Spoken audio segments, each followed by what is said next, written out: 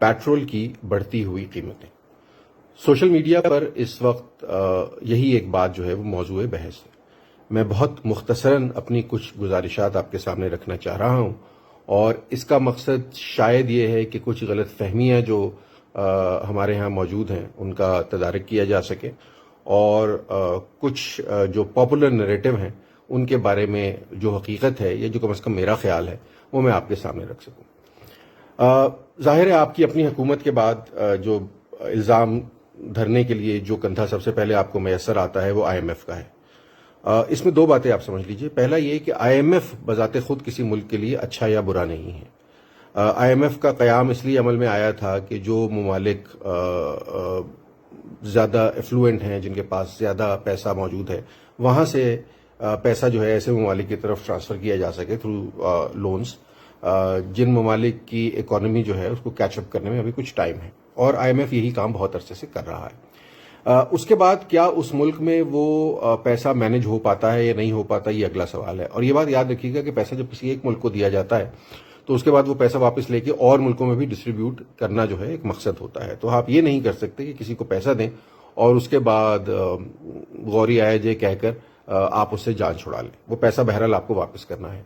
I am F یا کوئی بھی اور ایسا ادارہ، ملک یا شخص جس نے آپ کو قرضہ دیا ہے، وہ اس کے لیے کچھ شرائط ضرور عائد کرے گا تاکہ وہ پیسے اسے مل سکیں۔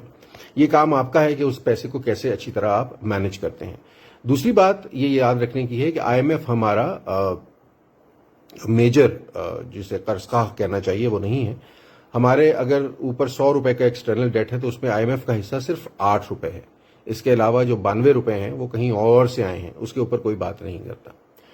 آئی ایم ایف نے کیا آئی ایم ایف کی کنڈیشنز میں یہ شامل ہے کہ پیٹرول کی پرائسز بڑھائی جائیں گی؟ بالکل شامل ہے۔ کہ آئی ایم ایف کی کنڈیشنز میں یہ شامل ہے کہ بجلی کی قیمت بڑھائی جائے گی؟ بالکل شامل ہے، کیونکہ اگر آپ کوئی اور سورس آف ریونیو انہیں نہیں دکھائیں گے، آپ کی tax to G D P ratio جو ہے وہ امپروو نہیں کرے گی، تو اس کے علاوہ ان کے پاس کوئی چارہ نہیں ہوگا کہ ایسی جگہ سے آپ سے پیسوں کی وصولی کا مطالبہ کریں جہاں پہ لوگوں کو خرچ کرنا ہی کرنا ہے۔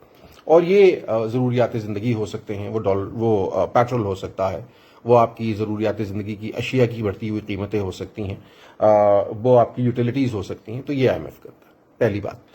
دوسری بات یہ کہ پیٹرول عالمی منڈی میں اس وقت $118 کے غالباً آس پاس ہے پر بیرل۔ میں آپ کو فگرز سے بور نہیں کرنا چاہتا، بہت سے لوگ یہ باتیں کر رہے ہیں۔ تو پیٹرول کی قیمت بڑھنی ہی بڑھنی ہے، دنیا بھر میں یہ بڑھ رہی ہے۔ امریکہ میں غالباً $3.5 سے یا $4 سے بڑھ کے $6 تک یہ قیمت جا چکی ہے۔ یہ ضرور ہے کہ امریکہ یا برطانیہ یا ایون انڈیا یا کسی اور ملک سے جب آپ موازنہ کریں گے، بنگلہ دیش حتیٰ کہ، تو ان کے ہاں لوگوں کی قوت خرید میں بھی over a period of time اضافہ ہوا ہے، جبکہ ہمیں یہاں یہ کچھ دیکھنے کو نہیں ملا۔ کیا اس کا الزام کسی ایک رجیم پہ اور کسی ایک گورنمنٹ پہ دھرا جا سکتا ہے، یا یہ برسوں کی مس مینجمنٹ کا نتیجہ ہے؟ یہ ایک سوال ہے جو میں آپ کے سامنے رکھنا چاہتا ہوں اور آپ اس پہ سوچ سکتے ہیں۔ ہم اس کو کنٹرول کیسے کر سکتے ہیں؟ ظاہر ہے کہ اب آپ کو اور ہمیں بہت سی چیزوں کے اوپر بچت کرنی ہے۔ گورنمنٹ کو بہت سے ٹف ڈیسیجنز جو ہیں وہ لینے ہیں۔ پیٹرول کے اوپر یا کسی بھی چیز کے اوپر سبسڈی دینا جو ہے وہ اب ماڈرن دنیا کے اندر کوئی مناسب طرز عمل خیال نہیں کیا جاتا۔ اس سے گورنمنٹ کے اوپر جو ہے مزید برڈن بڑھتا چلا جاتا ہے۔ پچھلی گورنمنٹ کے دور میں بھی مس مینجمنٹ ہوئی ہے، اس سے پچھلی گورنمنٹ کے دور میں بھی مس مینجمنٹ ہوئی ہے، اس گورنمنٹ کے دور میں بھی مس مینجمنٹ ہوئی ہے۔ لیکن سب سے بڑا مسئلہ یہ ہے کہ اس ملک میں وہ حلقے جو اس ملک کی معیشت کو اور اس ملک کی خارجہ پالیسی کو کنٹرول کرتے ہیں، ان کے بارے میں کوئی بات نہیں کر رہا کہ آپ کے مسئلوں کی جڑ شاید کہیں اور پوشیدہ ہے اور ہم لڑ کہیں اور رہے ہیں۔ آپ کے اور میرے سامنے بہت سے سولوشنز آ رہے ہیں۔ کوئی کہہ رہا ہے جی اشرافیہ کو جو دی جانے والی سبسڈیز ہیں وہ واپس لے لینی چاہیے۔ بالکل لے لینی چاہیے، اس میں بھی کوئی حرج نہیں ہے، لیکن یہ اونٹ کے منہ میں زیرے والی کے برابر ہے۔ مطلب آج میں ایک ٹویٹ پڑھ رہا تھا، ایک بہت مشہور ہمارے دانشور ہیں جنہوں نے غالباً یہ کہہ دیا کہ کوئی 2660 بلین روپیز جو ہیں وہ اشرافیہ کو دی جانے والی سبسڈی ہے۔ مجھے نہیں معلوم انہوں نے یہ فگر جو ہیں وہ کہاں سے نکالی ہیں، لیکن یہ فگر بنیادی طور پر غلط ہے۔ پہلی بات یہ کہ آپ سبسڈی کس کو سمجھیں گے، کیسے کیلکولیٹ کریں گے؟ کیا کچھ افسران بالا سول سروسز کے اندر ان کو دیا جانے والا پیٹرول واپس لے کے اس ملک کی قسمت بدل جائے گی؟ آپ یاد رکھیے کہ پیٹرول کا جو ہمارا امپورٹ بل ہے وہ $20-21 ارب کے آس پاس پیٹرول پروڈکٹ کا ہور کرتا ہے، which is about 27% of our total import bill۔ یہ چھوٹے چھوٹے میجر سے کاسمیٹک سے چینج نہیں ہونا. آپ ٹرکی جانے کے اشتہار کے اوپر خرچے ہو گئے ہیں, نہ کریں خرچے, اس سے کوئی فرق نہیں پڑے گا. آپ پیٹرول سبسڈی وڈرا کر لیں, لیکن اس کے اگینسٹ آپ کو ظاہر ہے سیلری کے اندر لوگوں کو کہیں نہ کہیں مونیٹائزیشن دینی پڑے گی. یہ بہت سی ایسی باتیں ہیں, یہ بہت سے ایسے نی جرک ریئیکشنز ہیں جن کا حقیقت سے کوئی تعلق نہیں ہے, اس سے کوئی چینج نہیں ہونے والا. گورنمنٹ نے بھی ایک کاسمیٹک کام اور جو کیا وہ امپورٹ کے اوپر بین ہے. جن چیزوں کے اوپر امپورٹ بین لگا شاید ان کی ٹوٹل کنٹریبیوشن امپورٹ بل میں 2% ہوگی, شاید اس سے بھی کم. ایگزیکٹ فگرز میرے سامنے نہیں ہیں, بٹ یہ بہت معمولی ہیں. ہمارے جو بڑے امپورٹ آئٹمز ہیں وہ کچھ اور ہیں. ہم کن چیزوں کو کٹ کر سکتے ہیں, یہ آپ کو دیکھنے کی ضرورت ہے. پولیٹیشینز پہ جب آپ الزام لگاتے ہیں, مطلب ہم یہ کہتے ہیں کہ جی ان کے جو اکاؤنٹس ہیں وہ وہیں امریکہ میں پڑے ہوئے ہیں, وہاں پہ بڑا پیسہ امبیزل ہو کے چلا گیا. یاد رکھیے گا کہ آئی ایم ایف یا کوئی بھی شخص یا کوئی بھی ادارہ جب آپ کو لون دیتا ہے تو وہ لون ایسا نہیں ہوتا کہ آپ کو پیسے پکڑا دیے اور وہ گھر چلے گئے. اس پیسے کو باقاعدہ مانیٹر کیا جاتا ہے, اس کے ایک ایک پیسے کا حساب رکھا جاتا ہے. یہ پیسہ کہاں خرچ ہوتا ہے, یہ ڈیولپمنٹ بجٹ کے اندر خرچ ہوتا ہے. بہت سی اور مدات ہیں جن کے اندر اس کو خرچ کیا جاتا ہے اور ایک ایک پیسے کا حساب دیا جاتا ہے. ہاں یہ ضرور ہے کہ جن مدات میں پیسہ خرچ کیا جاتا ہے وہاں آگے اس کی پروڈکٹیوٹی یا ریٹ آف ریٹرن جو ہے وہ آپ کیسے کیلکولیٹ کرتے ہیں, اور اس کے اندر ہمارے یہاں سیویئر مس مینجمنٹ جس کی وجہ سے وہ پیسہ جو ہے اس طرح آپ کو کوئی ریٹرن پرووائڈ نہیں کر سکتا. مثال کے طور پر اس ملک میں توانائی کا کرائسس ہے, آپ نے توانائی میں بہت کم انویسٹمنٹ کی ہے over a period of time. آپ نے آلٹرنیٹ انرجی سولوشنز کی طرف توجہ نہیں دی, آپ نے الیکٹرک کارز کی طرف مثال کے طور پہ توجہ نہیں دی, لیکن کبھی آپ نے اس پہ سبسڈی دے کے اس کو ڈیوٹی فری کر دیتے ہیں, کبھی ڈیوٹیز پہ بڑھا دیتے ہیں. آپ کی کوئی کنسسٹنٹ پالیسی نہیں ہے یہاں پہ. بجلی آپ کی ابھی بھی جو ہے وہ فاسل فیول سے بہت زیادہ پروڈیوس ہو رہی ہے, تو اگر آپ بجلی پہ بننے والی کاریں بنا بھی لیں گے اس ملک میں یا ان پہ شفٹ ہو بھی جائیں گے تو اس کو پیدا کرنے والی بجلی جو ہے وہ کہاں سے آئے گی؟ کیا اس کے لیے آپ نے آلٹرنیٹ انرجی سولوشن یا کلین انرجی سولوشنز کے اوپر کام کیا ہے یا نہیں کیا؟ تو یہ بہت سارے سوال ہیں جو کہ ہمیں دیکھنے پڑیں گے. کیا ہم کیپٹل آؤٹ فلو جو ہے, مثلاً تجویزیں جو سامنے آتی ہیں, حج اور عمرہ پہ پابندی لگا سکتے ہیں, تو اگر ہم حج اور عمرہ پہ پابندی لگا سکتے ہیں تو کیا ہم پلیجر فارن ٹرپس پہ بھی پابندی لگا دینی چاہیے؟ اگر نہیں لگا سکتے تو پھر کیا کریں؟ پھر آپ کو یہ کمپیریزن کرنا پڑے گا کہ حج یا عمرہ کی مد میں آپ کروڑوں بلکہ اربوں روپے کی سبسڈی دیتے ہیں. ظاہر ہے کوئی اگر فارن پلیجر ٹرپ کرتا ہے تو اس کو کوئی سبسڈی نہیں ملتی. آپ یہ سبسڈی ودرا کر لیجئے, جس کے پاس استطاعت ہوگی وہ چلا جائے گا, جس کے پاس استطاعت ہوگی وہ نہیں جائے گا. But once again this is not going to be the solution. Government جو ہے اس کی توجہ بنیادی طور پر میں یہ نہیں کہہ سکتا کہ نہیں ہے چیزوں کی طرف یا ان کے دل میں کوئی عوام کا درد نہیں ہے, یہ باتیں بھی کرنا غلط ہوگی. ہر گورنمنٹ کو یہ پتا ہے کہ اگر بنیادی چیزوں کی قیمتیں اسی طرح بڑھتی رہیں تو اگلے الیکشن میں ان کا ووٹ لینا تقریباً ناممکن ہو جائے گا. یہ کوئی بھی گورنمنٹ ہو سکتی ہے, تو ایسا نہیں ہے کہ وہ اس بارے میں سوچتے نہیں ہیں, لیکن بہت سے ایسے کام جو شاید کرنے کے ہیں وہ نہیں کر پا رہے فار ون ریزن اور دی ادر. اس میں سب سے بڑا ایک مسئلہ جو ہے وہ یہ ہے کہ اس ملک میں دو بڑے طبقات میں کہانی بٹ گئی ہے. ایک وہ جسے ہم سویلین کہتے ہیں اور ایک وہ جسے ہم نان سویلین کہتے ہیں. یہ کام جو ہیں یہ سویلینز کے کرنے والے ہیں, لیکن اس میں جب ایک اور طبقے کی طرف سے انٹرفیئرنس جو ہے بہت زیادہ ہو جائے گی, یہ بہت زیادہ اس کا کنٹرول آ جائے گا, یا ایک پیرلل ایمپائر یا پیرلل انٹرسٹ گروپ یا ایک پیرلل کارپوریٹ اسٹرکچر کھڑا ہو جائے گا, تو یہ بہت سارے مسائل جو ہیں یہ وہاں سے پھوٹتے ہیں. ڈیفنس بجٹ, کیا ہم غیر دفاعی اخراجات میں کمی کر سکتے ہیں؟ ہم دفاعی اخراجات میں بھی کمی کر سکتے ہیں. اس کا بنیادی تعلق ہماری خارجہ پالیسی سے. اگر ہماری خارجہ پالیسی اتنی ناکام نہ ہوتی تو ہم ہر وقت اپنے ارد گرد سے دشمن پالنا رہے ہوتے. آپ کے ارد گرد اس وقت کھڑے ہوئے تمام ممالک جو ہیں, شاید چائنا کو چھوڑ کے جن کے ساتھ آپ کی سرحد ملتی ہے, وہ آپ سے کوئی خوش نہیں ہے. ان کے ساتھ آپ کو فوج لگانی پڑتی ہے, وہاں آپ کو دفاعی اخراجات پہ خرچ کرنا پڑتا ہے. یہ بہت سارے مسائل ہیں. ہم نے اس ملک میں نیوکلیر بام اور اسلام آباد شہر جیسے نان ڈیولپمنٹ ایکسپینڈیچرز پہ بے تحاشا پیسہ خرچ کیا, جس کی اس ملک کو کوئی ضرورت نہیں تھی. ہمیں کہا گیا کہ ہم گھاس کھا لیں گے, لیکن بہرحال تو ہم گھاس تو کھا رہے ہیں. یعنی ایک کام پہلا بھی ہو گیا اور دوسرا کام بھی ہم نے کر لیا. انڈسٹریلائزیشن کی بس ہم مس کر چکے ہیں, یہ بات آپ کو سمجھ لینی چاہیے. جو اس ملک میں آپ کو ابھی بھی یہ کہہ رہا ہے کہ فلاں فلاں انڈسٹری جو ہے پروموٹ کر لیں گے, اس ملک میں انڈسٹری اب پروموٹ نہیں ہو سکتی. اس ملک میں دو چیزیں ہیں جن کی ابھی بھی ہمارے پاس وافر مقدار میں جو موجود ہے ہمارے پاس. ایک زمین, لیکن یہ زمین اس لیے نہیں ہے کہ اس پہ آپ پلازے اور عمارتیں کھڑی کرتے جائیں اور ایک بندہ دوسرے کو پلاٹ بیچتا جائے. یہ ایک فیک قسم کا ببل ہے اور یہ ایک سٹا ہے اور اسپیکولیشن ہے.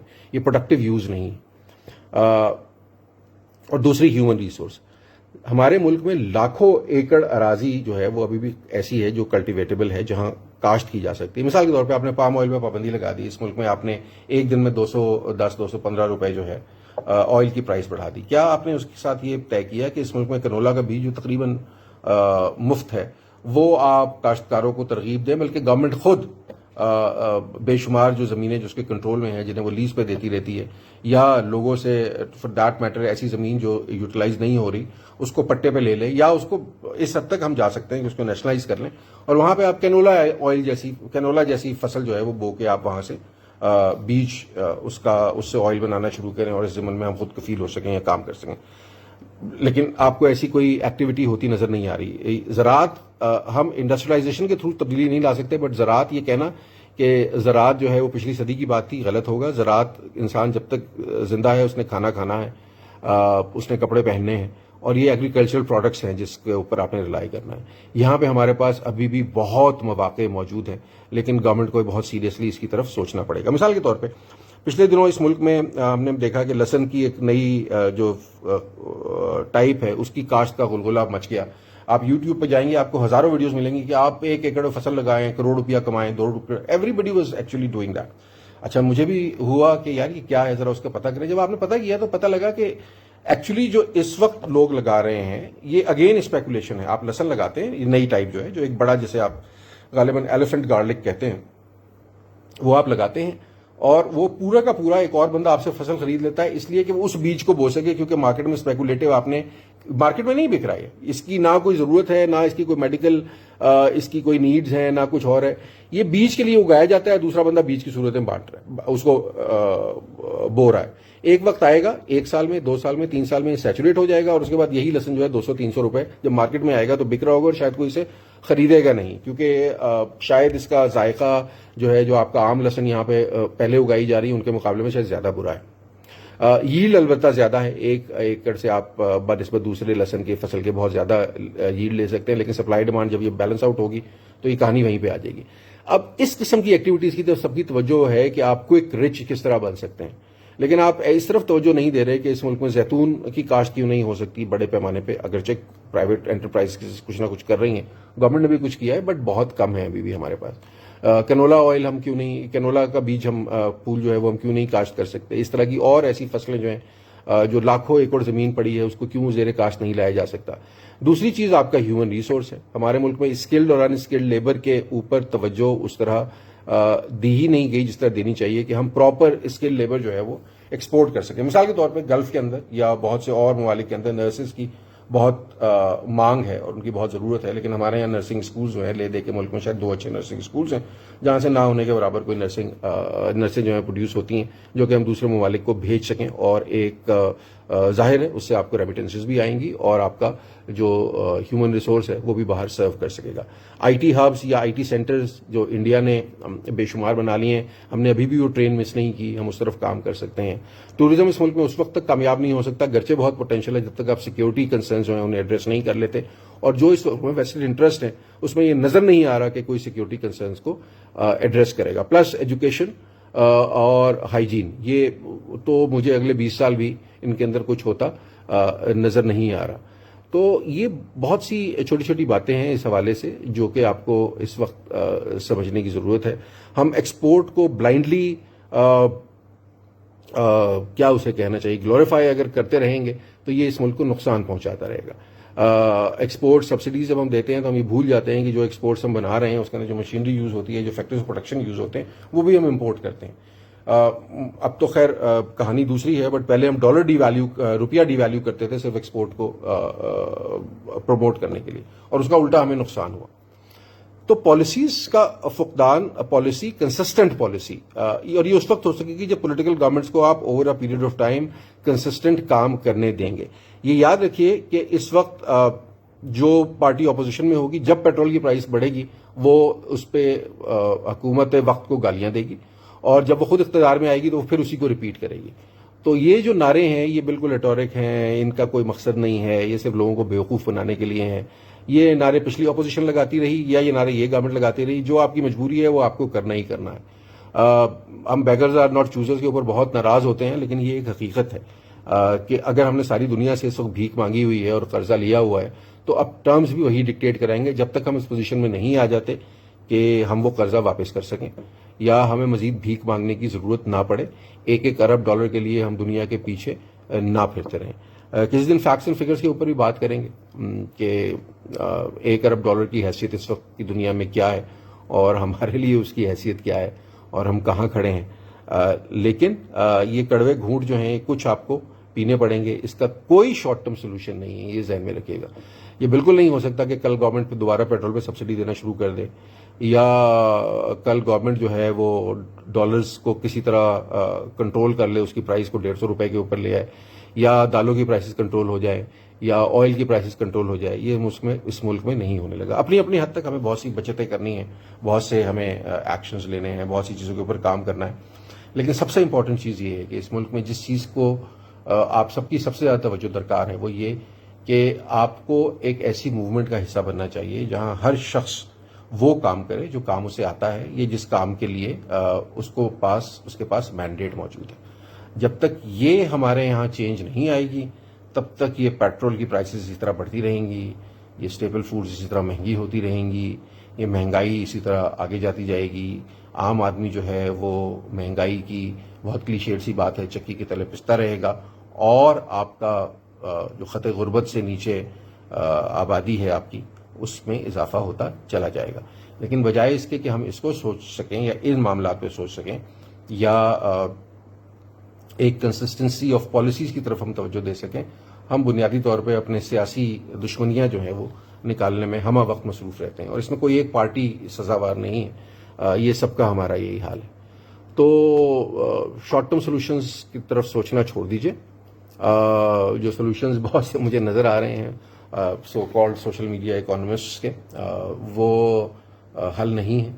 حل کہیں اور چھپا ہوا ہے, اور جو بنیادی 3-4 حل ہیں جو ہماری land utilization, human resource utilization اور ہماری ڈیفنس اسپینڈنگ کے اوپر ایک کمپلیٹ ری ماڈلنگ جو ہے, جب تک یہ 3 کام ہم نہیں کر پائیں گے تب تک ذرا کوئی بھلا اس ملک میں ہونا مشکل ہو جائے گا. Thank you so very much.